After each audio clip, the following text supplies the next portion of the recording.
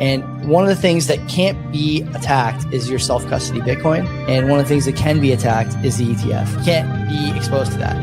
That's my view. It's not a good idea. And by the way, that'll hit MSTR too. It'll probably hit other stuff as well. Friends and enemies, welcome back. Canadian Bitcoiners podcast. Friends and enemies, welcome to the CBP. Wanna be better informed? Listen to Len and Joey. Spots is taken care of right off the top. Bull, Bitcoin, and easy DNS. The media is feeding the slop. It doesn't matter what topics discussed. Quality entertainment and information you can trust.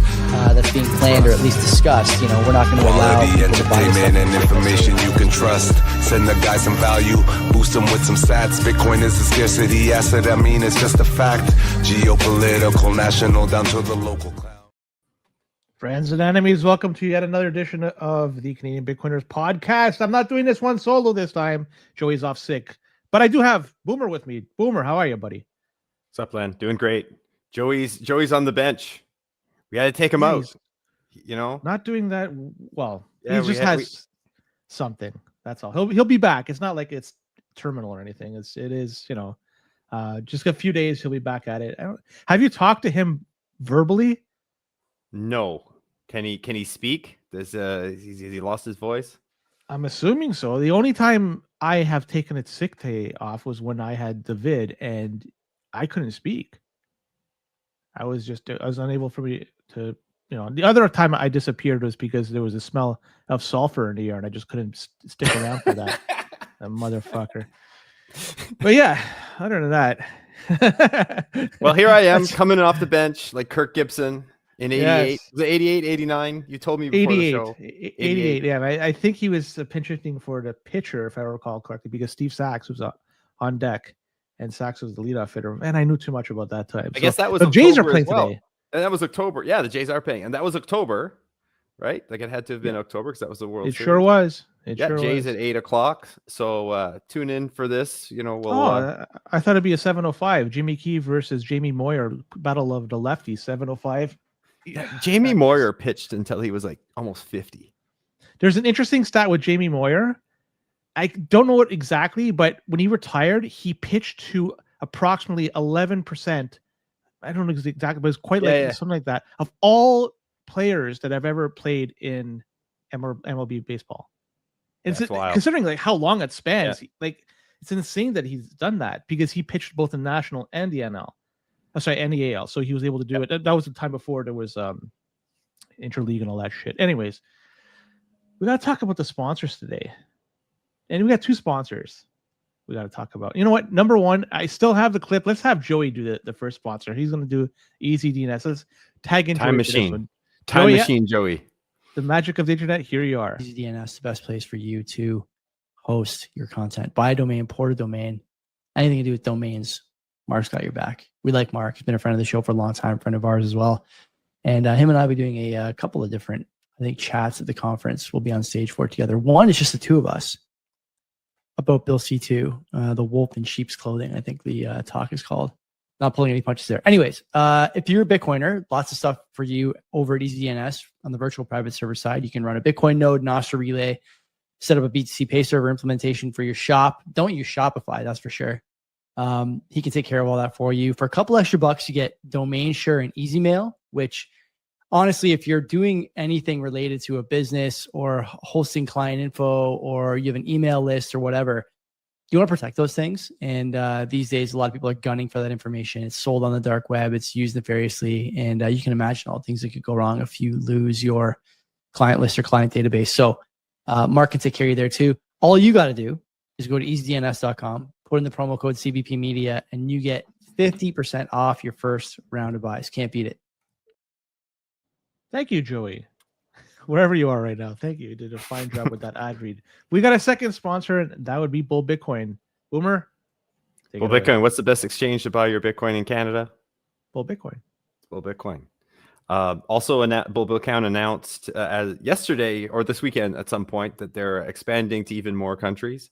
So even if you're not in Canada, I think Argentina was the new one that they announced on the weekend. So several countries out there, Mexico, France, several other than Latin America. Bull Bitcoin's where to go. Non-custodial Bitcoin. They never touch your Bitcoin. No chance that they're holding it on reserve. None of that. It's put in your money, get some sats directly sent to your cold wallet, or you can try out their new wallet, which I've been using now for about 6 months, and I think it's great. Recently released the iOS version. I've been using the Google version since it came out. The iOS version. Geez, Len, do you remember? Wasn't the first time we met, but it was the second time we met in Toronto. Yes. Francis was talking about the Bull Bitcoin wallet, and it seems like it's finally the vision that he had at that announcement. It seems like as of now, you can do it now. So I suggest everybody go out there and try it. Even if you're in the US, you can still download the Bull Bitcoin wallet. You might not be able to buy Bitcoin on the wallet if you're in the US. I think it has to be supported by whatever country you're in. They have to do business there. But you can use the Liquid wallet. You can, it's Lightning enabled as well too, so you can move stuff around that way. Highly use a recommend. VPN, man. Just use a VPN. I got to try to get around that. Yeah, man. Pretend you're in And Argentina. look in the comments for CBP's Bull Bitcoin code. What is it? 0.25%? It takes something like that. It takes that off every buy and sell in perpetuity. Forever. So if you're going to be doing, right. Like if you're going to do buys and sells, which you are going to do some buys and hopefully never sell with Bull Bitcoin, it's going to be cheaper for you to do it in the long run. So you might as well use our code to sign up. It does help us out as well. The best guys in the business. Like we're Mhm. going to talk about it a little bit later, but this weekend I was at the Canadian Bitcoin conference, and as always, Bull Bitcoin, the busiest crew there, right? Like all the people want to talk to the Bull Bitcoin guys because everybody knows that they're just the best in the game, and it was a home game for them. Yeah, Montreal certainly was. Then they made a trek to Toronto for another event, and I couldn't attend because I don't want to get into that. But we'll just leave it the way it is. Either way, well, you'd have to get out of your basement. No, it's beyond that. It's much beyond that. Illness in the family we're dealing with, and it's pretty bad. And so I'll leave it at that. Well, we got some boosts. Got to rhyme off here. Number 1, Dan Wedge, 100 sats. He says, great to hear from Mike. Money Talks just lost an analysis. Could Joey be the new guy? And he says B with the Bitcoin symbol. Very cool way of doing that. So maybe Joey's not here to say yes or no, but he could potentially be the new analysis over there. Who knows? You're a big Money Talks guy. Like I'm listening to Mike Campbell since way before I was in Bitcoin. So like well over a decade. I don't think I've missed an episode in 12 years. Like truly one of the most important voices, I think, in Canadian finance, Mike Campbell. If there's a Hall of Fame for Canadian broadcasters, which I'm sure there is, like I do hope that Mike Campbell gets enshrined. That's once again, Dan Wedge, another 113 sats. He says, great rip this week, Len. Joey needs to run knots. Joey needs to run something. But you know what? You could lead the horse to water. That horse has to drink by himself, herself, itself, whatever. In this case, Joey, man, run something. Let's get you to run. Joey something. Keeps running. He's going to tear another ACL or another Achilles. So I don't know. Then it's even more Maybe opportunity. He shouldn't be running. Wartime, 133 sats. A couple of beer mugs doing a cheers. Mo BTC Dick, 500 sats. He says the episode titles are on point lately, lads, and that's Joey's work. So good to him. Kudos to him for doing that. And last but not least, we got Samuel Bell 13. Just simply donates 500 sats with respect to an interview that we had, or Joey had, with Mark. It was 2 weeks ago, I think.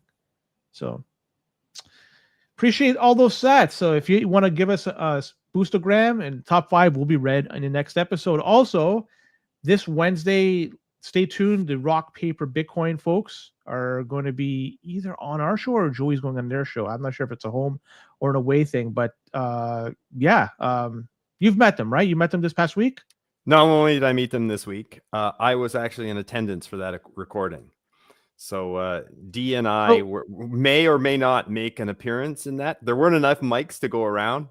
So D and I kind of held back, but we were there.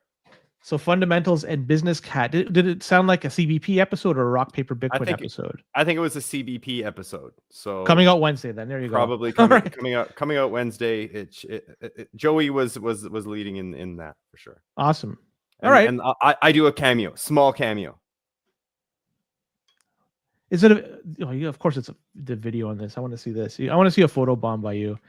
Anyways, that's it for the things I got to list off. The things I got to do. Let's talk about some Bitcoin related stories. Number one, talk about the conference just took place, the Canadian Bitcoin conference in Montreal, October 16, 17, and 18. I did not go. Romeo saying he was disappointed that I did not attend the conference.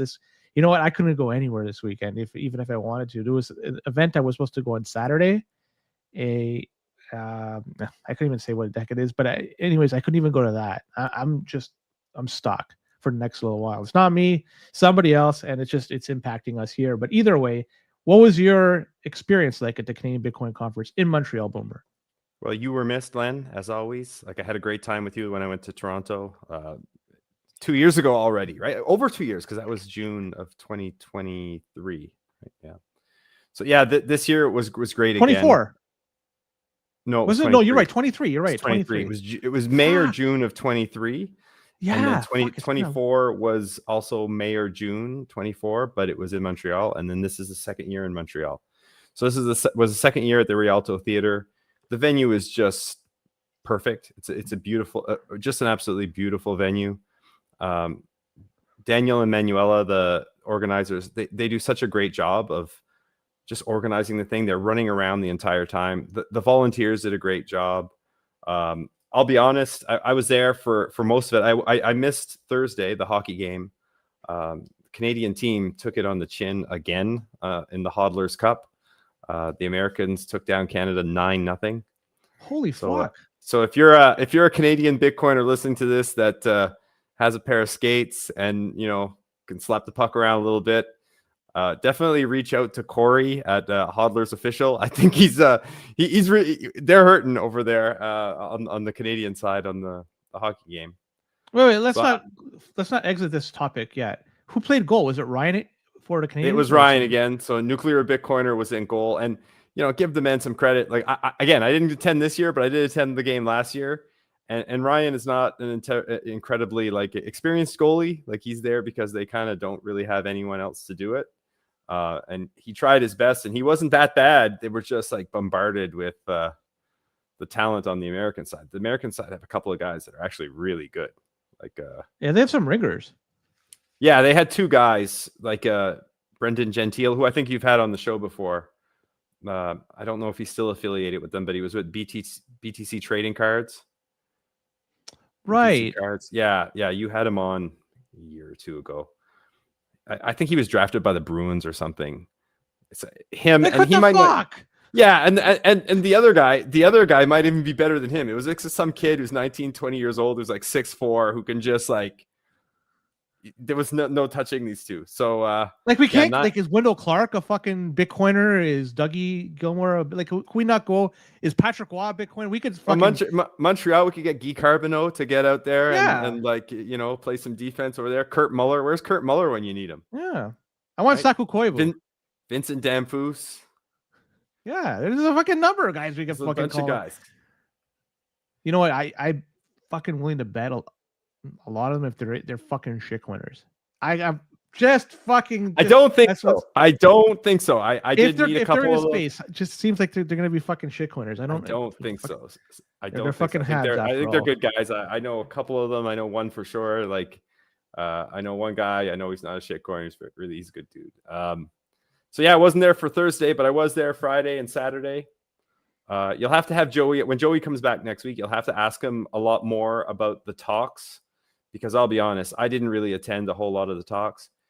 To me, the conference, just like it was when I was with you a couple of years ago, I spend most of my time just kind of outside the area where the presentations are, and I'm just sitting there.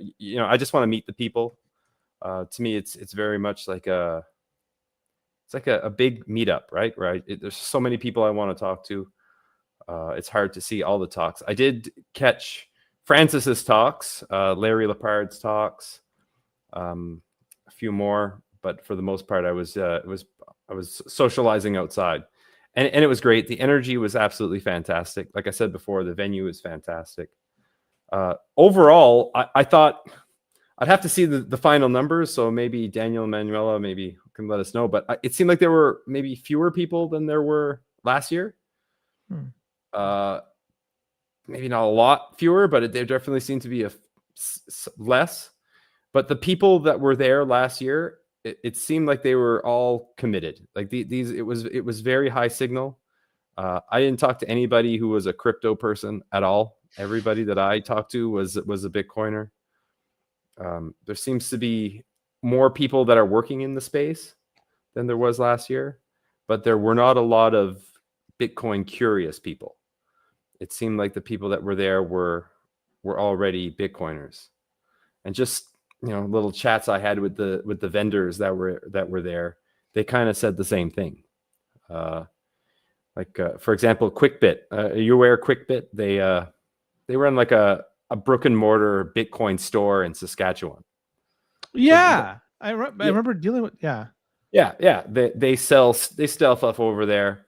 And I was talking to them, and they said that there was a lot of people that last year their sales last year seemed to be better because there were a lot of newer people last year than there were this year. So I don't know. Yeah, so David is saying that 460 people registered this year. That's maybe more added than Saturday. So yeah, so apparently there's more this year than last year. I'm not sure, did people back out or something even after registering? Because the price of Bitcoin did go down a little bit just before the conference, right? I'm wondering if that had any impact of people's attendance over there. What the fuck knows? Maybe, you know what? Maybe, and also I think just like something that I noticed, there were a lot of panels that were paper Bitcoin focused, a lot of treasury company stuff, a lot of MNAV being talked about, and Joey, who is the MC, did not. he used it as an opportunity to crack wise a couple of times. So maybe the we're seeing 70-80% declines in some of these stocks, right? So maybe that's what it was. Suit Pablo says it well. There you go. That's very well said, Pablo. But for the organizers, when they were organizing the conference, the suit coiners and the treasury companies, that was all the rage. So here they are a few months later, where the fad has kind of died off a little bit, but those speakers are still scheduled to come on. Yeah. So it kind of goes to show that the Bitcoin space in general can change pretty rapidly. That being said, there were still lots of great talks. They're still fantastic. One that really stuck out for me was another guest that you guys had on, Matthew from Wilfrid Laurier, the Wilfrid Laurier Bitcoin Club. That young man is doing a lot of really good work. He's a developer now. So he's one of the few North American ARC developers. Yes, so and he's going to be coming on a show in a not too distant future. Great. So Bitcoin Plus is going to be. There's an event taking place in July of next year in Toronto, 22, 23, 24, I believe, something like that. I'd like to attend that, and I think he's going to be there as well. So great. Yeah, he is. He definitely is. I talked to him about it. Sweet. So it was great. So social-wise, obviously lots of conversations had. The after party, there were, I think, 2 after parties. I wasn't invited to the super exclusive one that Joey went to, but I went to the what? Like I'm offended for you, man. Yeah, you know what I mean? That's all right. I'm a man of the people then. I'm a man of the people. Yeah, but eventually you got to get wined and dined. Like, you can't just be like me and just sitting in the basement all day. You got to be like more of an upper echelon pleb, right? You know what I mean? Like, what the fuck? You deserve it, brother. I did attend one of the after parties that was put on by Bitcoin Well, Adam and crew over there at Bitcoin Well, and they did a great job. It was packed. It was absolutely packed. You didn't do like uninvited. Like, you didn't show up and fucking take a slice of pizza, right? No, he didn't. In the speaker's room, right? To go to the speaker's room and then bring Chris Sky. So Chris Sky, Chris Sky was his +1, and he showed up to the speaker's room and stole some pizza. Let's not go there. Hey, did you hear Decentral? Were they there? No, they were not. I didn't see them anyway. I didn't see them. But there were apparently there were people there that I didn't see. Like I told you earlier, like I was pretty social there. You mentioned rock, paper, Bitcoin. I hung out with those two guys like the entire time. Like, so it's definitely possible that they were there, but they definitely didn't have a booth. But aside from them, the regular Montreal, the pillars of the Montreal Bitcoin community were all there. Like obviously Bull Bitcoin, Panties for Bitcoin, some of the other companies. The Brock Rewards team were all there. They're from Vancouver, but Scott Deedles and Seb Bunny and Travis and all those guys, they were all there. And you didn't get Bitcoin sick. Whale, Shake Pay. Like you didn't get sick. You came out of this pretty much unscathed. I'm not sure. Like, honestly, I had a super busy day at work today. So like, I haven't really come down and relaxed. You know what I mean? Like I'm still kind of maybe running on adrenaline a little bit from all the conversations I had on the weekend, and then straight to work today and being pretty busy because I missed a few days of work. But I definitely have a bit of a headache and my throat's a little bit scratchy. So I've already taken tomorrow off to kind of rest up because I feel I might be coming down with something. You could take a bunch of days off because AWS is still down, from what I understand, right? And it's impacting just about everything. It's like the internet is built on AWS, so you can just my Pokemon Go is really slow today. Like, what the fuck? Priorities, right? Yeah. Did you notice anything besides your Pokemon Go AWS? Man, I can't believe how much of an impact that had in the rest of the internet, like Coinbase and a bunch of others. Like, fuck. I didn't feel it. I know some people were having trouble with Signal. I literally the app Signal. I didn't notice any problems. It was Europeans apparently that were having the majority of the issues with Signal. I don't know why, but that's what is being reported. But you know what? It's going to show me that there is an issue with Signal with being totally decentralized. When Signal can have issues, when it can be interrupted, when a third party, their servers go down, my faith in Signal goes down with that as well. Like I'm looking at Sessions or Key or something else, perhaps as a better alternative. Maybe they're equally as shit. But I'm actively looking for some replacement for Signal. Like this, it's left a sour taste in my mouth. I don't know about you. Simplex is one of the ones that the guys in my meetup use quite a bit. They're pretty OPSEC focused, pretty extremely technically knowledgeable, and they swear by Simplex. So I've used it a little bit. I can't say it's good or bad. It works just fine for me, but I haven't had any problem with Signal. Doesn't mean it's the best just because you haven't any problems yet. Exactly. For sure. Well, anyways, good thing is Bull Bitcoin, they didn't have any issues with the AWS thing. Like AWS was impacting, as I mentioned, Coinbase and probably some other exchanges. They're saying that your funds are okay. Come on. Your funds are not okay if it's with Coinbase. They fucking hold on to it. They own it. So if something goes wrong, you're going to get the rug and they're going to run away with it. Like, they don't give a fuck in the end. So, whatever.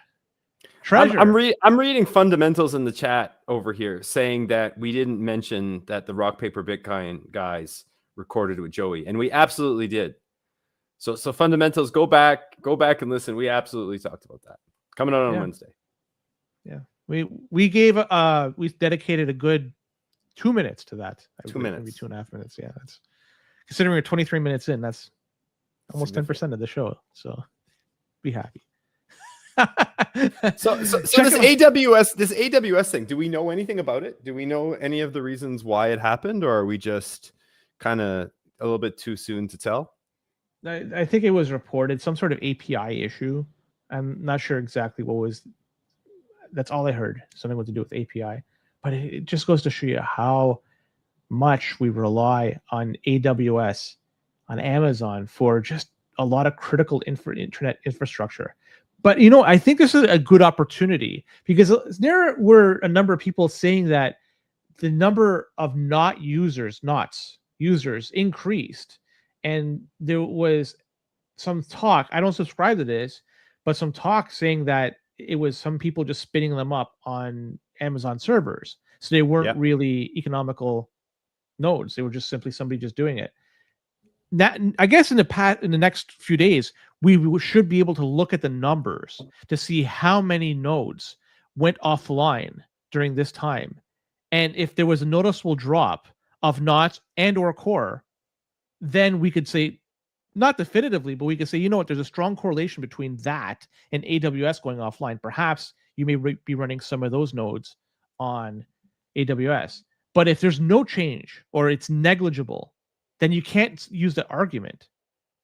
It's hard to say that somebody's just using Amazon servers to spin up knots nodes. It's not the case. So this is an excellent opportunity for Bitcoiners to get the data, analyze it, and to prove this narrative wrong. There was a little bit of talk of this, and I really want you to have the knots and core discussion with Matthew when he comes on, because it's something I did talk to him a little bit about. And very early in the conversation, like, I realized that his knowledge of this topic is way above mine.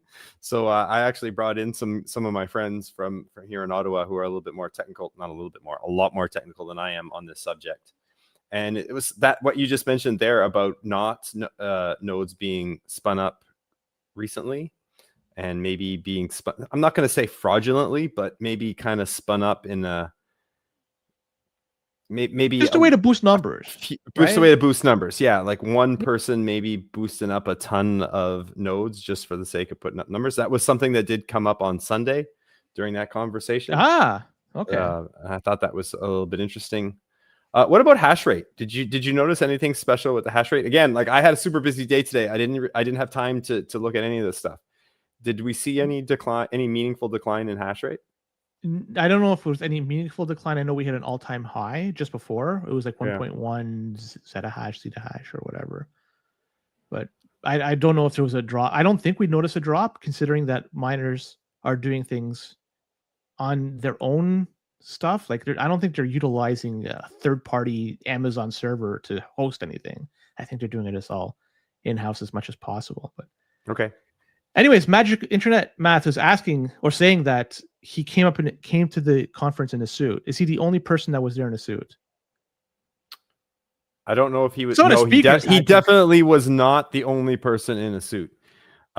He was also the only person in an Ungovernable Misfits dirty hoodie for most of the conference. So, like, yeah, maybe he had a suit on for his presentation, but he quickly took off that suit to put on a sweatshirt that looked like it hadn't been washed in a long time. So in that case, you just blend in with the rest of the Bitcoiners, and you want to be able to tell him from Adam or Steve over there. Exactly. Basically blending in, yeah. Anyways, are you going to be hitting this treasure event going on October 21st? I'm not sure if you saw this, but apparently they're doing some sort of big reveal, big announcement, October 21. You're a Trezor user? Nah. I'm not a Trezor user. We shouldn't talk too much shit about Trezor. Don't they have, like, it's not the worst reputation in the space? Like, I have heard people that I respect and value their opinions say that Trezor is not that bad as a kind of an onboarding type of wallet. I'm going to have to confirm this, but didn't their users get rugged by a hack, or am I wrong? Where they were able to get not funds lost, but names and addresses associated with owning a device. For sure, Ledger had that. Was that also a Trezor thing? I don't know. Ledger for sure. Trezor, I don't remember, but it's certainly possible. And Trezor, you can't, at least the old devices, you had to have a physical hookup to a computer in order for it to work. Yeah. Right? Like, let's go air gap, man. Like, this, we're at a point where we don't have to fucking deal with this connection bullshit. Let's fucking... Yeah, Ledger has the worst reputation, as they fucking should, Ledger. But you know what? Remember when Ledger had the fucking hat that they were pushing, and in that you could put one of your Ledger devices in it? Or the chain. Holy fuck! Like buy it at Best Buy. You could go and buy them at Best Buy. Like, fuck. And Pablo's even saying the OG boomers still have the main stack on Trezor. I have zero faith in that device. If you're going to do it right, air gap the motherfucker. Don't expose your keys to the internet. Make sure every time you do an exchange, do a signing of a transaction, it's air gap, man. Don't fucking have anything connected. Don't mess around. It's not like you can go to the bank manager and have them reverse your transaction. Once a transaction has been built it has been put into the next block or a block, it's done. It's gone. It's finished. There's nothing that you could do to undo that. So you got to make sure it's done right. So It's that's my something spiel. that Joey That's said, I think last week or the week before, not last week, the last time he was on. Treat your Bitcoin on chain as if it was 10 times or 100 times more valuable than it is now. Yeah. NVK there says is- that. NVK, yeah. There is something to be said about, okay, you just onboarded your brother or your sister or a friend of yours, and they just put a couple of $100 in Bitcoin, and you don't want to overwhelm them too much with something overly complicated. Look, I use a cold card. I'll admit it. Like I'll say, I'll use a cold card, but it is more of a learning curve to learn how to use that device than some of these other things.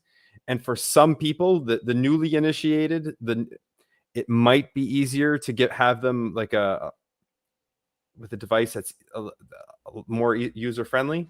Yeah. But you definitely, if you're using something like a Trezor or a Ledger, you already should be thinking about your next answer. Like you want to move up from that. And I'm not going to sit here, and Len's not going to sit here and tell you like how many sats or how much dollars, where's that line?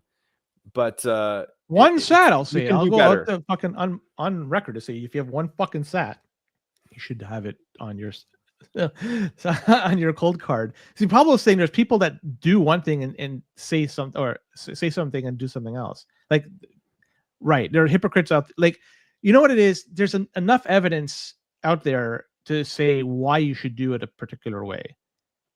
People have been rugged because they clicked on the wrong thing. Their computer has been infected with a virus or whatever, and then somehow their keys were lost.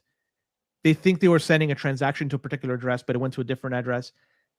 You got to do it right. And the way I'm describing it, if you do it properly, if you set up your keys offline, and this is going a little bit. This is like the extra mile, but this is the one I'm a big fan of. Not just only having your own node. You got to have that, but even your own dedicated computer just with Sparrow. Is that way that computer, you're not doing anything with it. It's always offline. You only turn it on, update it, then just do the interaction to sign your partially signed Bitcoin transaction. By doing that, that computer is not going to get impacted by bullshit. Like, you're not using it. It's just like, that's what you have to do. Like, you have to think about this. Like you were saying, it's worth 10 times the value that it is today. And if you do that, you will treat it with a lot of respect, because again, if you're going to lose whatever you have, if you have, half a Bitcoin, a quarter of Bitcoin, a third of it, whatever the fuck it is, and you lose it, you're going to feel it in a few years. And you wish. I agree with you. I agree with you. Like, I'm not arguing with you at all, but I am aware that this whole Bitcoin thing, it's a lot for someone who's brand new. Yeah. Right? And there is an evolution though. Yes. Like you don't come in and do what I'm saying right off the bat. It'd be great. But there are people in this space that have been in this space long enough. And this is why I make fun of the What Ledger Did podcast. Because the guy's been, at least before he left and started doing the other things, he was in this space long enough. He knew the bullshit that Ledger is all about. And to push that on somebody, that's the wrong message, because that is the entry point, right? And that's they go there to listen to him. And if he's showing them something that's better, that's what you got to do. Yes. If they go off, even if something is a little bit more difficult and a little bit more intimidating, it's better to do that than to have to do it all over again. You know what I mean? You do something that's 90% as hard, and then you have to redo it because you didn't do the absolute best practice. I think there's gray area here. As far as everybody should run a node, but if you just got into Bitcoin yesterday and you're not running a node, that's fine. 100%. If you've been in Bitcoin for 5 years and you've been dollar cost averaging $100 a week, then you should be thinking about a better hardware solution than a Trezor.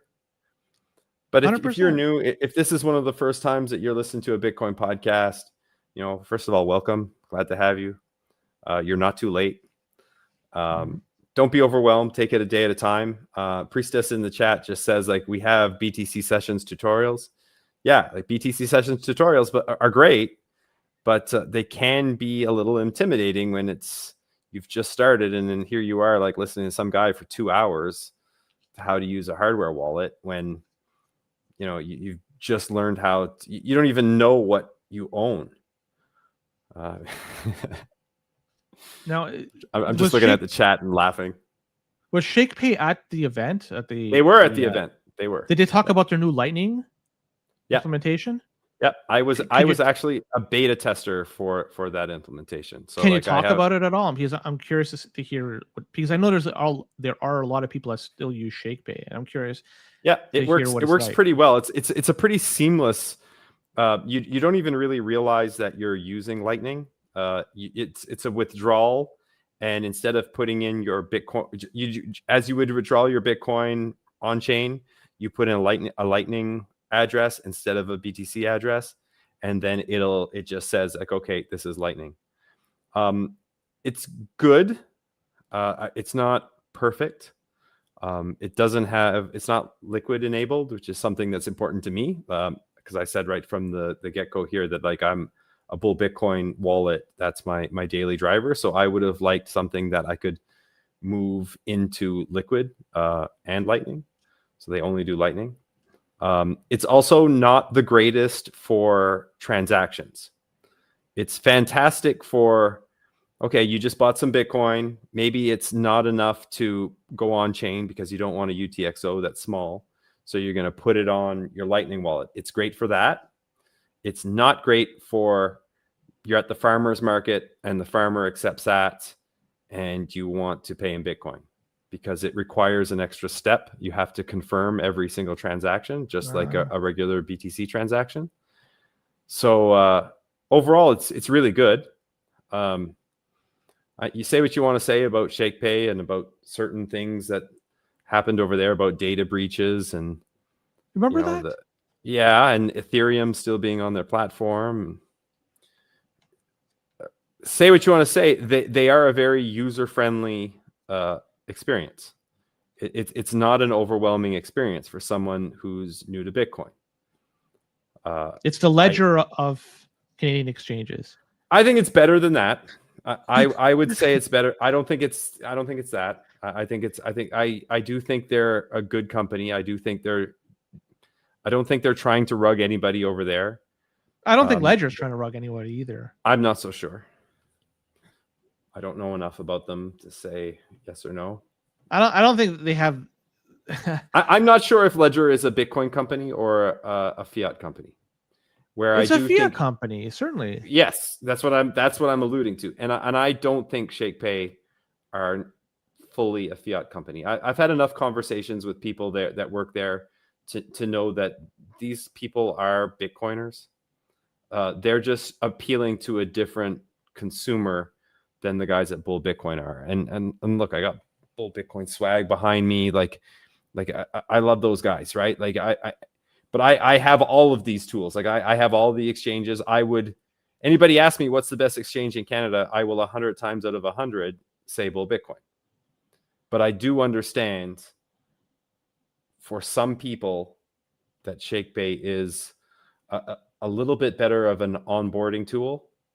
But just like we were talking about the hardware wallets, at some point you want to get the person from ShakePay on to Bull, just like you would want somebody that is on Trezor onto Coldcard.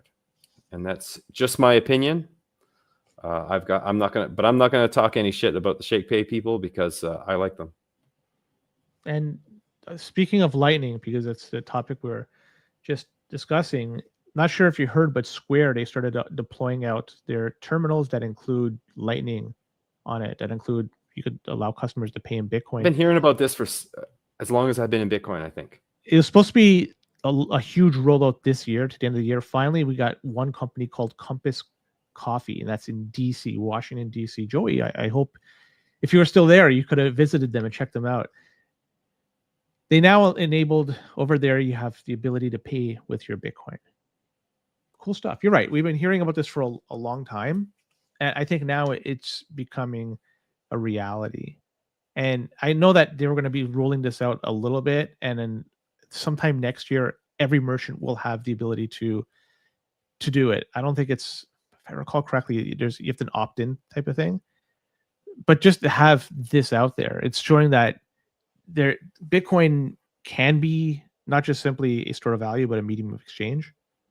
And it's going to need to be very easy, because the vast majority of these people that are using Square terminals have more than enough shit to worry about than one more thing. Doesn't it automatically better convert? Be easy. Doesn't it automatically I hope convert? so.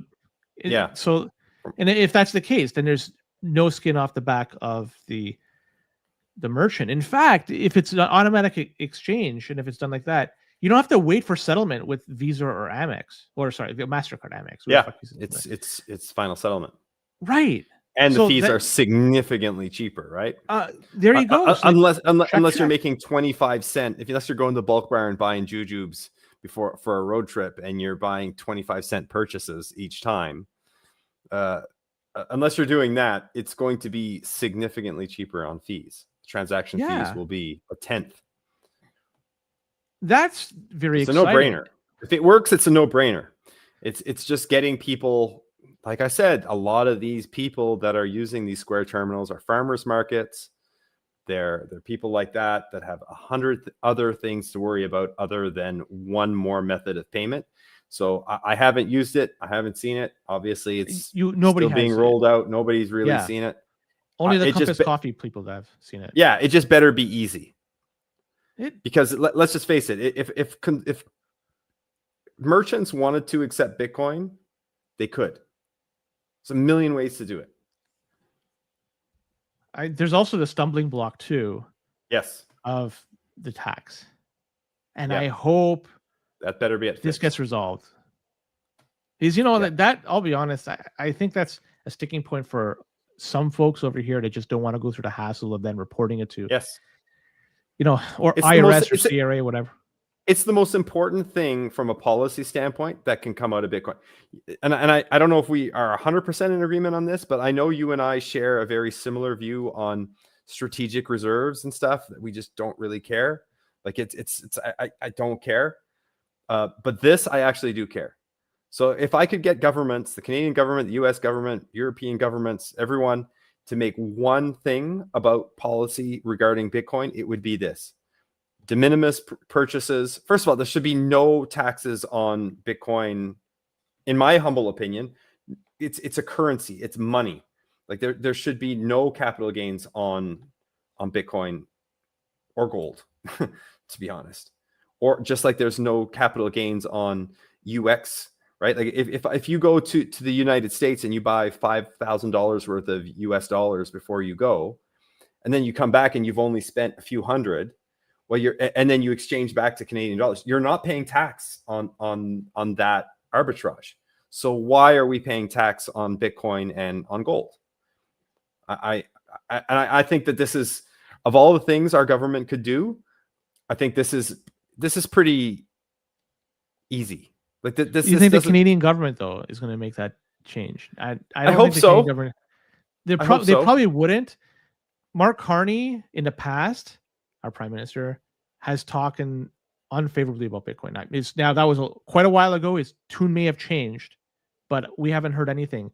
And his main opposition, I've spoken about his flip-flopping on Bitcoin, and I can't see him going and saying, "Oh, let's make Bitcoin a currency. Let's not tax it when people use it for." I can't see him doing that. I could see some We could have de minimis rules, right? So everything under $500 or whatever to start off. I would prefer all Bitcoin transactions are tax free, but if they said like, okay, under $500 or under $200, like at least that's a start. And I think that would be a major step in the right direction, and much easier, I would think, than some, big policy about a strategic reserve. Yeah, and on the flip side too, it would also put a bullseye on you if you are spending your Bitcoin. Then you are basically, and it's identified to the government you're spending your Bitcoin. Then it's like, okay, I own it. Like let's. So that's the other thing. It's not just doing that. It's then there's the fact you are basically declaring that you are a Bitcoiner and you have Bitcoin. I got a And question who for knows you, if that's- Len. Yes, sir. If taxes on Bitcoin transactions were removed, Uh-huh. right, let's just say in the United States, for the sake of argument, the United States government executive decision, Bitcoin transactions are exempt from tax. Does the price of Bitcoin go up or go down? That's a good question. I'm undecided. What do you think? Same here. Completely don't know. I think in the short run would probably go down, but in the medium to long term, it would be some of the best news that we've heard about Bitcoin in a long, long time, and it would probably be a major positive. But my guess would be the initial reaction would be a lot of people would want to sell, and that would be a buying opportunity of a lifetime, not financial advice. Interesting analysis. And so you were talking about the strategic Bitcoin reserve. I'll be honest, I don't give a fuck if they do it or not. And Same are here. you the same? Like you're like that? You don't give a fuck, right? Yeah, basically, I think a net positive, but a slight net positive. It's just the Not- manner in which you're doing it. They're going to be using, it looks like, a part of their seized Bitcoin as funding it. So did you hear about this latest story where the Department of Justice seized 127 Bitcoin, 127,000 Bitcoin? Sorry. Yeah. And before we get into that, and I know you want to get into that, I want to get into that. Before we get into that, shout out to Brian Hirschfield's book, Bitcoin for Institutions, who talks about what we were just talking about before, about how Bitcoin, his book is Bitcoin for Institutions, but it's actually the story of the end of the book. It basically said like Bitcoin is for individuals, and So it's very difficult for. Moon if cap gains get lifted. I agree. In the long run, not in the short run. Yes, about the seizing of the pig slaughtering. Now, when you heard that the first time, pig butchering. When you heard that the first time, were you like me and you actually thought it was some scam regarding like yes, selling meat or 100%. something? I completely thought that. I never heard this term before.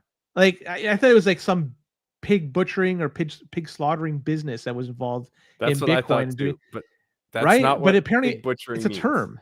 It's a term. Right? People that are hopeless romantics out there that are willing to pay for something and they end up getting fished into some sort of crypto scam, and then they end up paying, and then that's essentially what the pig butchering is. Like they're just It's a scam. Your finances get slaughtered in the end.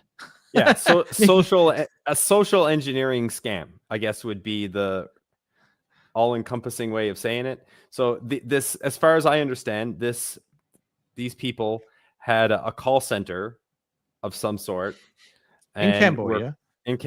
And were calling people to scam them out of their money. Yeah. And in some cases, they were getting the person being scammed to send them Bitcoin. And in other cases, they were the scammers were converting whatever they got into Bitcoin. Do I have that right? Yeah. So they had 127,000 Bitcoin in total. So why aren't we doing whatever we can to get the people back their money? That is It's not the argument United States. It's not the government's money. Yeah. It's the Yeah, people's money.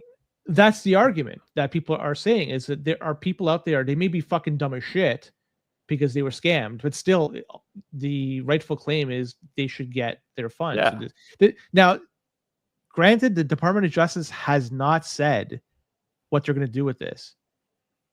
It's assumed that they may keep this for their strategic reserve, but it's not certain. They may still give it back. So in terms of what they're going to do with this, we don't have any definitive answer as of yet. But that whole idea of giving it back to the people that lost it makes perfect sense to me. Like if somebody, they're dumb as shit, they're lucky that DOJ stepped in and they may be able to get what they lost. But that's who they deserve to get it. That's the reality of it. Or at least giving the people who got scammed the option of, it's like, okay, do you want your Bitcoin back? But I guess that even if you do that, how do you ensure that, okay, if the dollar value of when you got scammed or the actual Bitcoin? They're better off than where they were today. if they get a fraction. At least now the U.S. stepped in, and I would imagine people from all over the world were subjected to this type of romantic scam. Right? Who the fuck knows what they were targeting? But I guess everybody around the world was part of it. To give you an idea, this is $13 billion as of yesterday's price of Bitcoin. That's so much. This is approximately $13 billion. Another question I have is this everything? Is, when the DOJ stepped in, they fucking stormed the place with their stormtroopers, and they ended up getting the keys. Was that all the keys? Did somebody hide something? I wonder if there's more to hear. There's more that they have. They just didn't voluntarily give up everything. And let's be honest. Did they leave the shit on the exchange? Did they just have the keys just sitting there for somebody to take? I don't know. What is their key management? It sounds like it's shoddy if this is the case. To rack up $13 billion, I don't think they're fucking dumbasses to do this. They must have some other corn they must stash somewhere else. I think there's more to it than meets the eye. I don't definitely. The story's still early. We still don't know that much, right? People were arrested. Right? There will be, I assume there will be a trial, and then maybe we'll get information out of that. But I don't like it. I don't like the Price Group, season. whatever they're called. They're going to get sanctioned. What? They're just fucking jurisdiction shop. They'll fork into a different name and go somewhere else, and they'll just fly under the radar like that. Or let's be honest, they could just close shop and reopen somewhere else under their brother-in-law's guidance. And there's, you know what I mean? This is just, it's a whack-a-mole type thing. They'll never stop this. A slight tangent, but I am staying on topic here, and I'll bring it back in a minute. What is the demographic of the people that listen to your podcast, age-wise? Mostly, if I were to guess, Joey's probably a better indicator of this, but I'm going to guess between 35 and over, to 50.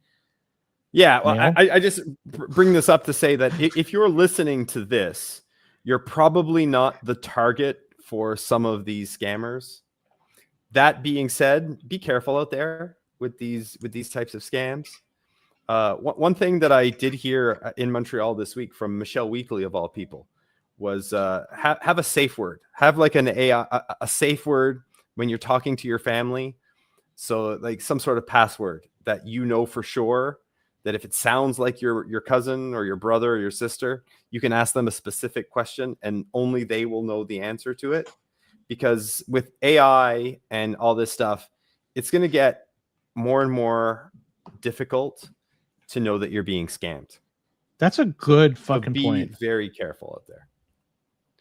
That's a good fucking point. Yeah. I'm wondering too, this whole thing, the $13 billion that they had just sitting there, it almost reminds me a bit of FTX in a way, right? They have the romances going on, the fucking orgies, the fucking money coming in and coming out. It's not theirs. That's what kind of reminds me a bit of, right? I know there's already been a book written about FTX. Michael Lewis wrote a book, but one day there will be a real book written about FTX with the actual story. And I think we're going to find out that FTX was a lot more, there's a lot more of a conspiracy there than meets the eye. Do you see that they're trying to soften the whole narrative, the whole story behind SBF? Yes. It's like they're rewriting history in a way. I know. And I'm torn on this because I want that guy to stay in jail. However, I have an ongoing bet with Julian Figueroa for 100,000 sats that he gets released in the next 10 years. So 15, what's he serving? 15 years. I took the under on 15 years and he took the over, and we agreed on 100,000 sats. So if we're right about this Bitcoin thing, 100,000 sats in 15 years from now might actually be a lot of money. Yeah. So I might have to fork up a significant amount of dollars if my friend Sam over there stays in jail for more than 10 more years. I guess 12 more years. He's probably been in jail 3 years by now. But I got the under on that. I'm feeling really good about the under. So Julian, if you're listening to this, get those sats ready because I think their revisionist history is about to happen with this guy. So here it is, 2024 March, sentenced to 25 years in prison. Yeah, I'm going with the fucking under. Yeah, 15 or less. Something's gonna have to give, Or And contact just Julian somehow- if you want in on that bet. 100,000 sats. I got under on the 15 on the 15. I'm not a years. betting man, but fuck, I may have to break my no, I can't. But if I'm gonna bet, like, I'm going to fucking under on this guy. Yeah, I'm for sure feeling he's good about. coming out. I'm feeling good. I'm feeling good. But I don't understand why they're trying to rewrite history with this guy. Like, what's the point here? The Because guys they don't want him to fucked over talk. clients. They don't want him to talk. Good. Look, I'm not gonna get you guys demonetized, and I don't want I come on here once in a while. I come on here once in a while. I do not fucking care, man. Just say what you gotta say. I think if you look into his parents, look into his girlfriend, like what Carolyn Ellison. Look into her family history. Just follow the dots, man. Like, do you ever watch The Wire? No. I think I've been on this show like 3 times. I think this is like the second time I quote The Wire. I love The Wire. You got to watch The Wire. Lester Freeman. Forgive my ignorance now. Lester Freeman says in I think it's season 1, where he says, if you follow drugs, all you find is drug dealers and junkies. But if you follow the money, you don't know what the fuck you're gonna find. That's a good line. You know what? I was gonna ask you, is it a movie or a show? You answered the question. Follow the money. It's a show. It's an HBO show. Yes. Yeah. I don't give a fuck. Follow the money. I'm still trying to catch up on All in the Family right now, so I'm about 50 years behind. I'll let you know when I get out in mid-70s into something more recent. See the whole Paxos. Well, Blue Jays are on. Okay, see you later, PTC Priestess. She's had enough of us because you know what? She wants to see Candy Maldonado hit a 3-run homer. Paxos, PYUSD. That's a stable coin. You hear about this? PYUSD. Yeah. They did a fat finger this past week where first off, I just want to say this is a stable coin. It's not a terribly large one, but it's got like almost 3 billion in market cap. The bigger ones like Tether and Circle. It's huge. So 181 billion for Tether and 75 billion for Circle. That's their market cap compared to almost 3 billion for PYUSD. Some funny thing happened. There was a 300 million token error. They said they were having, actually it was trillion. They're saying there was an issue that they had with internal transfer. They immediately burned it, but it looks like it was 300 trillion tokens were created. Somebody fat finger to put too many zeros. Something happened like this with Tether as well a couple of years ago. Maybe it was more than a couple of years ago, but Tether did the same thing, and they also burnt them afterwards. You know, the story here is that it's possible. It is it's bigger than the market cap of the global GDP, by the way. They fucked it up $300 trillion. Like, okay, a lot of these. Yeah, a lot of these. The math doesn't math when you see that. But the idea that like this is a thing that can happen with these stable coins. Yeah. It can happen. Now, are these stable coins better than traditional fiat rails? Maybe not. It just seemed pretty normal. It seems like pretty much like par for the course. It seems like exactly what these things are, what the regular system is. If you're in a position where you can make an error like that, then I guess probabilities say that at some point you will make an error if you can. Mm-hmm. And the retort to that from their side to us might be, well, look at Bitcoin. How many people have made mistakes with Bitcoin selling something, sending Bitcoin to the wrong address or fat fingering a Bitcoin transaction. But when you make a mistake in Bitcoin, you're fucking yourself. Right? These guys, this type of stuff, they're fucking everybody. The only comparable one can make is the inflation bug. That is it. Correct. And so that was a bug in the system rather than somebody going in there and making it. This is truly centralized. There's no way I can run a node to verify how many tokens are in circulation. When I quoted those market caps, that's based on what they're telling me. I can't verify there are that many tokens out in the wild, right? If they have the ability to create and burn at will, they have sloppy internal controls on top of this. It's a shitcoin. It's a shitcoin, a digital shitcoin of a shitcoin. That's what it is. That's what it is. You know what? I think it's a good time to wrap up the Bitcoin side of things. What do you say? Unless you have anything else you want to talk about on Bitcoin side. No, not really. Nothing comes to mind. Like I said, like I was in Montreal all weekend, and I'm still glowing in the effect of all that. So I haven't really been keeping up with the news as much as I usually do. I didn't put in my 40 hours a week this week, Glenn. I didn't get my 40 hours in. You'll get there. Don't worry. Because of the AWS outage, don't worry. That stuff like Duolingo and all that stuff went down too. So you're in good company, and not everybody reached their goal. So I'll read one of these Bitcoin books instead.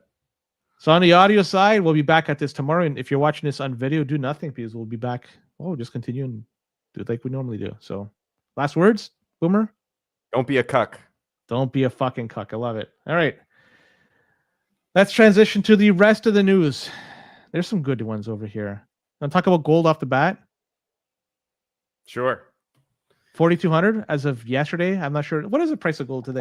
43.70 I saw. Yeah, because I was just looking at everything, the price yesterday. 40, is it? No, it's still 42. Is right? Did it go up to 43.70? I thought I saw 43.70. Over 6,000 Canadian. 43.70. Yeah, you're right. So it went back up today. Another incredible went that high. It was $2,600 USD in January of this year. So in the span of 10 months, it's got up what? $1,600? I had a fantastic conversation in Montreal with Fundamentals from the Rock Paper Bitcoin podcast this weekend about this.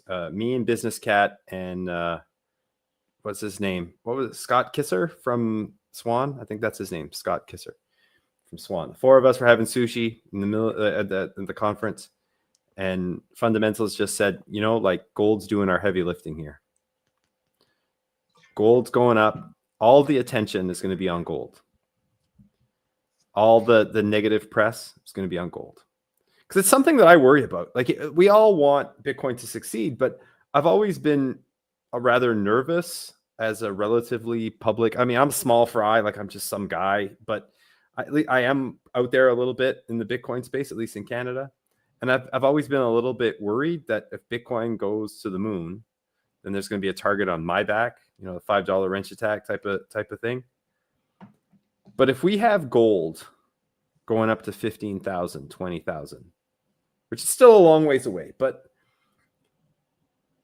that's paving the path for Bitcoin. And that's taking a lot of the pressure that we might have. And I think that's a really good point by Fundamentals. Now the question is, why is this happening? Why is gold running up? There's always a talk that central banks are making buys because they're not happy with what's going on with the US dollar, but Trump being there and the White House, tariffs. You also have the war in Ukraine still going on, and this ceasefire in Israel. And fuck, I mean, now I think about it, like, didn't we have an attack from Iran into Israel not too long, or vice versa, Israel into Iran? Either way. Yeah. But that seems to have Israel into Qatar as well. Yeah, and they went in there and they killed somebody. And Qatar, didn't they give Trump a plane? Am I wrong? Yeah. So there's a dynamic here. There's a lot of stuff going on. And that's not even talking about the political stuff going on in Europe right now. Fuck, they robbed the Louvre. They robbed the Louvre, and France. What the fuck with the crane? Did you see this? Some motherfucker went with a fucking crane and a grinder and fucking got in there. What the fuck? What kind of security is this? See, what were they going at? They were going after gold, Lind. They were going after gold. It was some sort of jewels, was it not? Like, wasn't just entirely gold. It was Napoleon. Apparently, it was jewels that have some ties to Napoleon Bonaparte. Allegedly. As long as they didn't go after his private the parts. guy was dedicated. Yeah, that's true. As long as they didn't go after his private parts, that's good. But all these. You ever hear that story, by the way? What's that?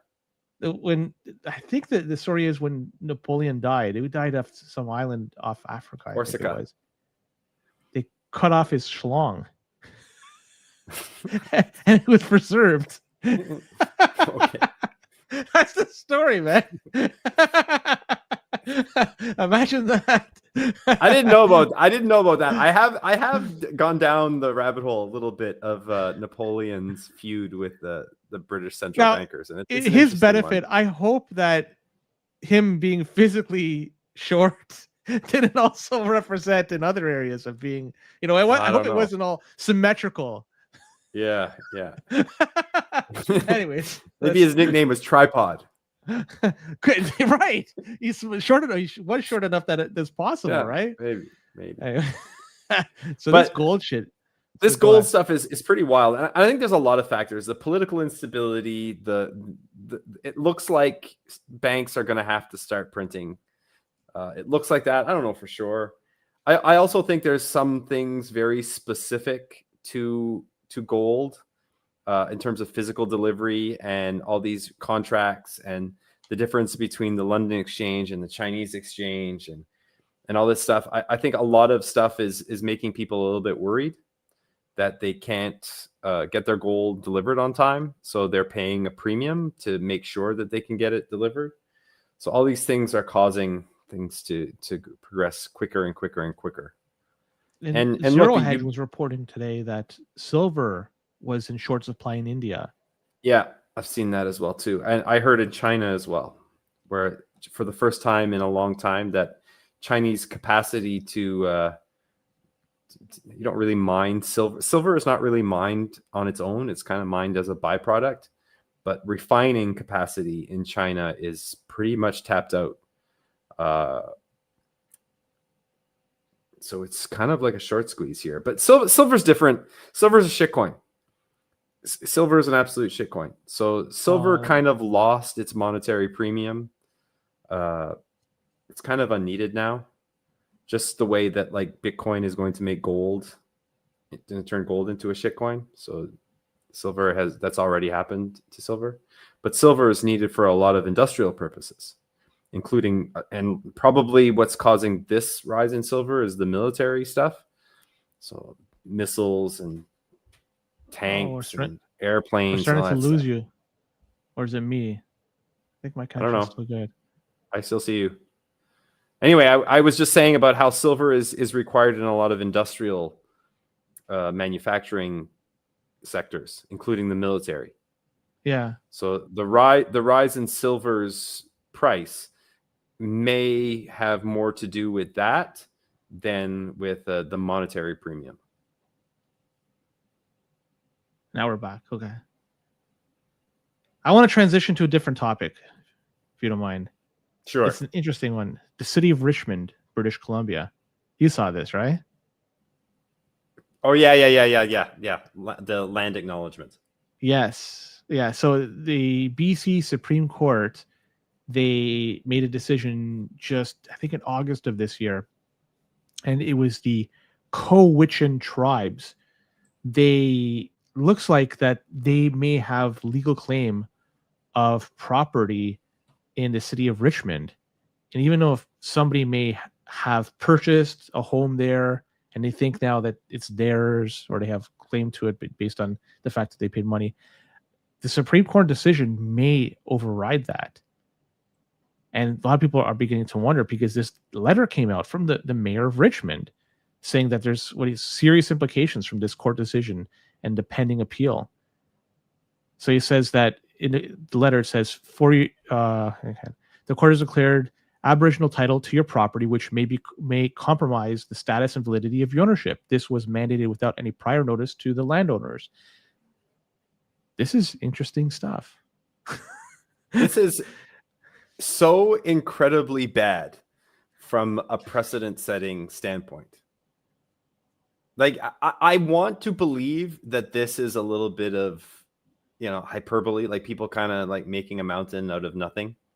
I want to believe that. But in the back of my head, I'm like, no, this could be really bad. This could set like one of the most dangerous precedents can possibly imagine. That like literally it could completely destroy all private property rights in the entire country. And from that, you can extrapolate that no company would ever want to invest here, ever. That's Nobody an would ever interesting want to buy analysis. property here ever. Yeah. And That- think that about is how much. extremely scary. Think about how much of our economy is directly tied to real estate through the buying and selling, Yeah. updating, whatever. But where there's where so- does it end? Is that like what happens? Okay, so 500 years ago, this person's great grandmother lived nearby. Therefore, it's we have to give them your property. Is that what is that really what we're saying here? And go take a look at what happened in South Africa, and this is really scary, guys. It is, and depending on how things go with this, and BC has a lot of these decisions they still have to make.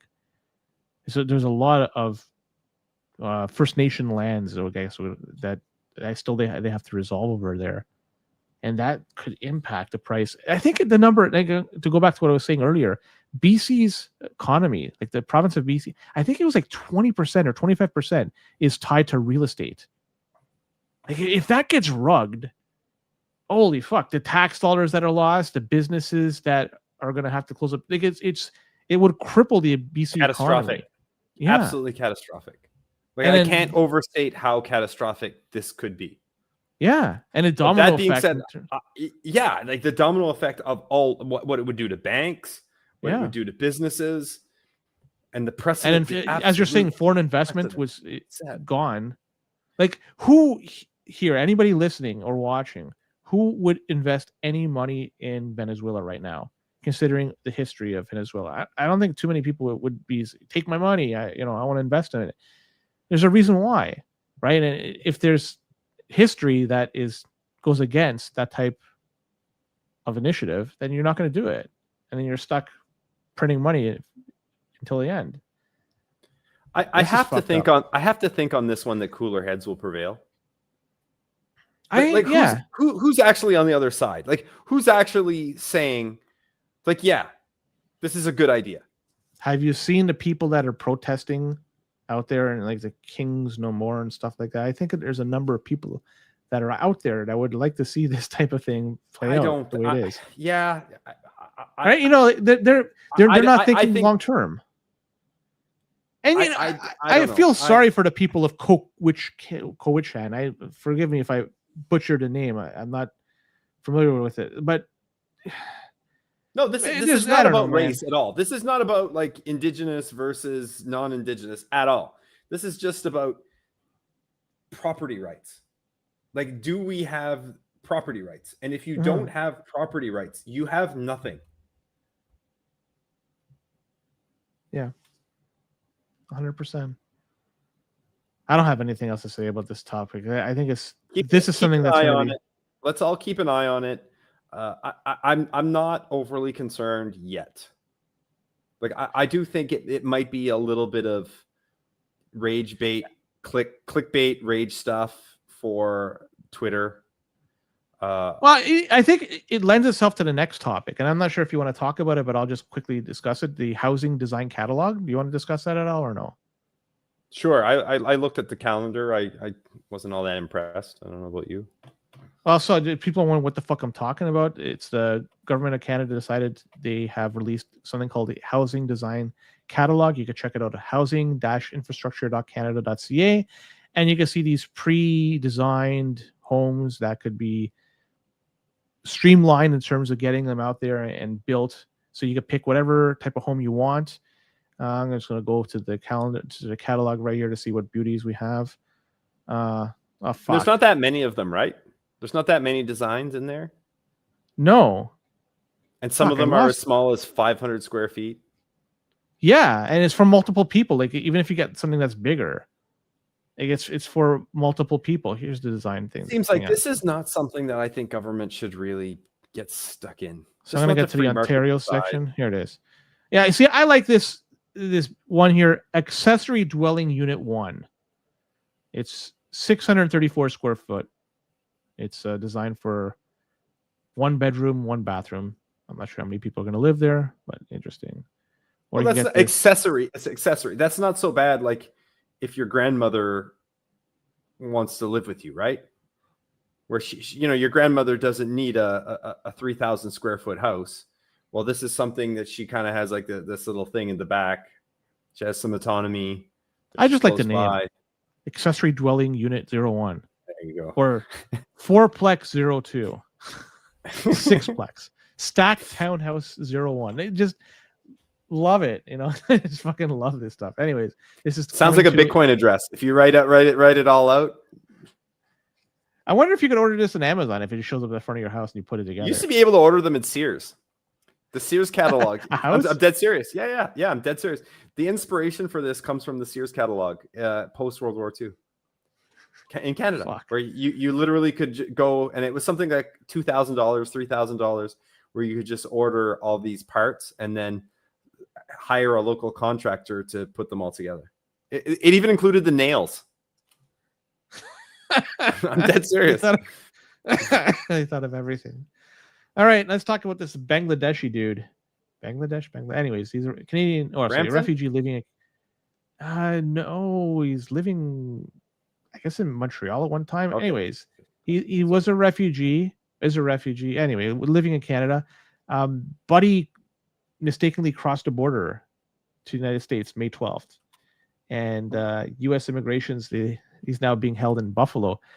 Apparently, this is a potential case of human trafficking. He was crossing a rural road in Quebec, and he was saying he wanted to spend some time out of his home, and some friend out there said he had a place he could stay, and he was instructed by a friend. He was guided by him and everything to cross the border. He didn't think he was crossing the border, but he sure did. And remember, this is a guy that's in Canada as a refugee. And so traveling without any documents is going to cause some real problems. So now he's being detained in fucking Buffalo, and they're figuring out what to do with this guy. But like, what the? I don't know. I thought it was a funny story. Not for this guy, but just in general. Look, what do you guys say on CBP all the time? It's like, pay your taxes. We say a lot of things. Say a lot of things, but pay your taxes, right? You guys always say that. You guys are very consistent with that. Yeah, I think you should start saying this one because as I'm sure your demographics are changing over time, your listenership, the demographics of your show are changing. It's like, if you're here on refugee status, travel with your passport. They can't. They don't have a passport. Or See, whatever when you come here you as a have, refugee, travel. you get a with travel your document, but documentation. the traveling. Okay, if you are here as a refugee in Canada, nobody's going to take you into another country if you still have refugee status, because they'll think that you're not staying there, and that's the reality. So when you're here in Canada as a refugee, you should not travel anywhere. That's the recommended solution for you until you sort out your status, until you eventually become permanent resident or citizen. So that's the reality. This guy fucked up by leaving Canada before he was able to get legal status, like something beyond refugee status in Canada. It does make for the plot of a pretty funny comedy, right? Like you could turn this into a movie and get someone like some comedian to play this guy. You know who would do it well though? Disney. I think they would be able to cast this properly. Maybe that guy on Parks and Rec, the brown guy from Parks and Rec, he's pretty funny. I never watched Parks and Rec. I don't know what his name is. I just have. He's funny enough. Yeah. He could just, it kind of like a Mr. Bean type character where he's like the Bangladeshi Mr. Bean, and he's just kind of lost in rural Vermont. He's living in Quebec, and then he's all of a sudden he's in Vermont, and then he ends up in Buffalo. Like there's something here. There's a good plot here. It's got good bones. Let's talk about this Jamaican dude. Here in Canada, he was found doing cocaine trafficking, and what happened was, after being caught, the judge decided to cut his sentence significantly. The decision was because of his imminent deportation, and they were saying that the fact that the court determined that the man had, quote, experienced systemic and personal discrimination as a black man, and that this has certainly played a role in his criminality, end quote. And they acknowledged the impact of racial discrimination in his pathway to crime. And they say that this move was the cutting the sentence in half was also because it was likely he would be deported as a result of these offenses. And so this is significant collateral consequence, according to the judge. So yeah, we have another one of these cases. I discussed this last week where because it looks like, I could be wrong, but from what I'm reading here, the status of one's immigration is the helping define what is the sentence. What's the priority of law? I do not know. Well, what's the priority of law? I mean, well, it's a complicated one. That's over my pay grade. Remember when things were simple? Remember when things were simple? We used to sit at the front of the TV. Each of us had a fucking controller in our hands, and we fucking play. That's simple, man. Yeah. Right? Yeah. Something like that happened, you fucking punch the guy next to you. That's it.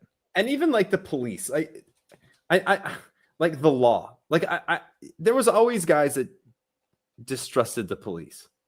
But from my experience growing up, the guys that didn't trust the police, they didn't trust the police because they were up to no good.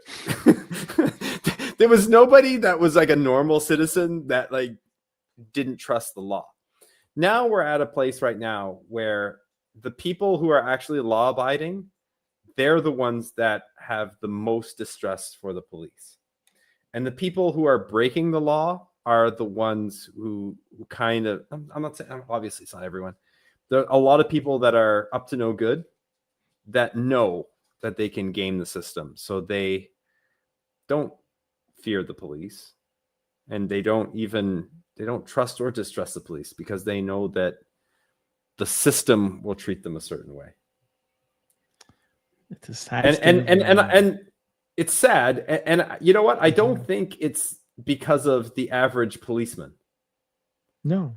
I went to school with two guys who became police officers, and they were like legitimately, when I was a kid, like two of my best friends. These are good men, good men. And they're not they didn't become cops to do this type of shit, to see this type of shit go on. So I can only imagine how difficult it is for the average police officer to have to see this shit. It's gotten worse. Like now they're forced to Way wear the cameras on them, and those cameras are showing a different result of what people are saying. Right? It's funny. Well, I saw I don't like to get into political stuff here, but I did watch a parliamentary committee meeting last week, and it was with the president of, I believe it was the Toronto police union. So a former police officer, he became head of the union, and he's just talking, and he's not terribly polished. He's not a politician. He comes off as a normal guy, and he doesn't like this shit. And the people he represents, they don't like this shit. But let's hope they address this, because until they do, they have set precedent, right? And it is what it is. Yeah, I don't think it's at the street level. I think the exceptions always, and look, there's asshole cops, and there always will be. But I think generally speaking, it's not the street level police officer that's the problem here. All right, I think that's it for this segment of the show. I want to do the Hamilton versus Brampton man, brought to you by. Take it away, Boomer. 256 Heat.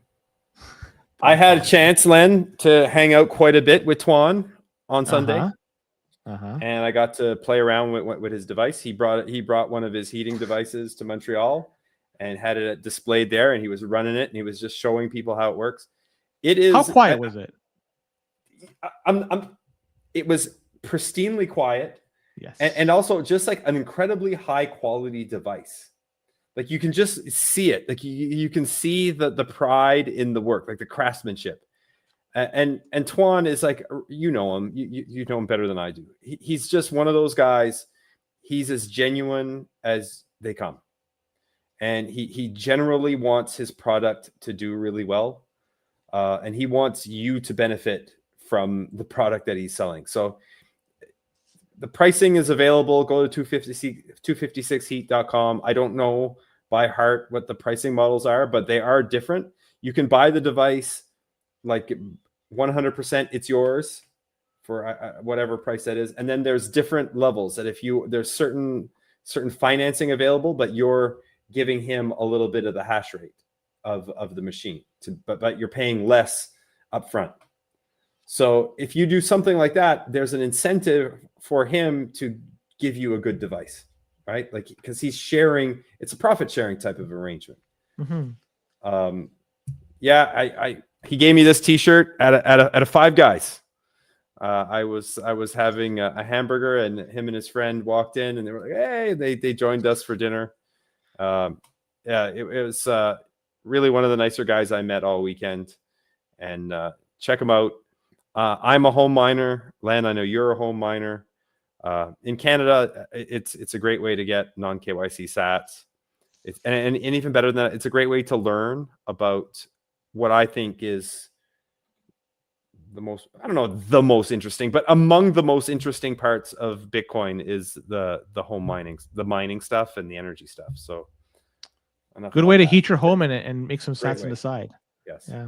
Check them out, 256heat.com, and tell them that we sent you. All right. This is the segment of the show where we do the Brampton versus Hamilton man. And I didn't change it to Ottawa because this all came last moment for you subbing in for Joey.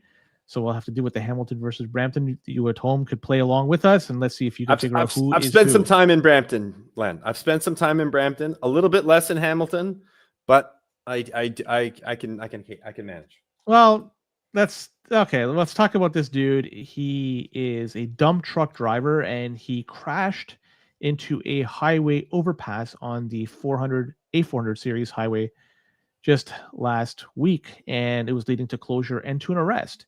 And there was a collision on the 400 series highway at 2:35 a.m. And the dump truck was driving with its box lid up, and it hit the collector side portion of the overhead. And this is not the first time this shit has happened over here. Every so often you hear a story like this, and there's closures and stuff like this. The lanes were closed for some time, at almost 12 hours they were closed, and it impacted the Friday morning commute. And the police are still trying to investigate what the fuck happened. The 32-year-old dude was arrested and charged with careless driving for having an overhyped vehicle. So that's number one. There's some major hints in there. Major hints. There certainly are. Major hints. First of all, the one that you're probably not aware of, when you said it was like rush hour traffic, right? Commuters. There's not that many people working in Hamilton. So are there actual commuters in Hamilton? So the next one, we have a 31-year-old dude, and he's facing charges in connection with a babysitter recruiting scam targeting victims across Canada. And according to investigators, between October 2024 and August of 2025, a man posing as a babysitter named Ashley Turnbull was hired for a number of babysitting jobs, and they did not disclose how many jobs he was hired for. But the police allege that the man would send checks to the victims and ask them to deposit the funds into their accounts, and then he would request that they transfer the money from the check back to the accused so the funds could be used for supplies and materials needed to babysit. When the checks were deposited into the victims' accounts and transferred, often days later, they learned that the checks were fraudulent and the money was never recovered. And they did an investigation, an extensive one, by the fraud unit, and victims across Canada were impacted by this. And a 31-year-old was identified, and he was placed under arrest. More than 20 charges, including 7 counts of fraud over $5,000. He was scheduled to appear in court just this month. I'm not sure what happened about this. And police were asking anybody with information to contact them or Crime Stoppers anonymously. So there you go. Those are your 2 stories. I will say this is a very Brampton heavy story. Like these sound like sometimes I listen in and I think, like, oh, okay, those are 2 Hamilton stories. This is definitely 2 Brampton stories. But I can assure you one is not. I believe you. I believe you. But my instinct is like, oh, these are 2 Brampton stories. But I'm gonna go with the first one being Brampton. So the dump truck driver. The dump truck Hamilton. driver. It's just easy to, when in doubt and there's truck driver, just go Brampton. And then I'll go the second one is Hamilton. Yeah, you're correct. I don't have a name of the driver in question. I tried looking, I couldn't find That's it. okay. But for the babysitter dude, Kim Manjit or Manje, I don't know what the fuck. Either way, that's who we're dealing with. You're correct. The first story was definitely the Brampton dude, and the second one was the Hamilton dude. I hope people playing at home had fun playing this game, and brought to you by 256heat.com.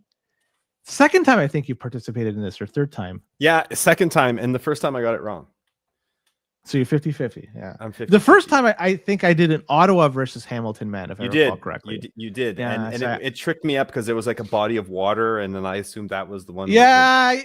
Yeah. You know what? I got a beauty for next week, though. I already got one of the stories lined up, and it's going to be a beaut. But yeah, that's it for today's show. I'm not sure if you have any final thoughts before we sign off, Boomer. Just wishing Joey a quick and speedy recovery. Like, I know he's not feeling well.